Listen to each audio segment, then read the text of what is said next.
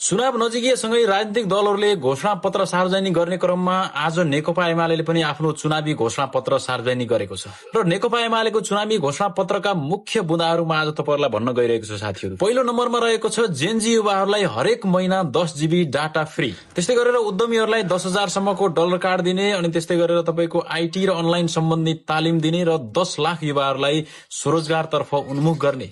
वैदेशिक रोजगारीमा रहेकाहरूको खातामा न्यूनतम 5,000 रुपियाँ जम्मा गरिदिने। विभिन्न किसिमका सामाजिक सुरक्षा भत्ताहरूलाई निरन्तरता दिनेदेखि लिएर विद्यार्थीहरूलाई 20 लाख रुपियाँसम्म निर्ब्याजी ऋण उपलब्ध गराउने।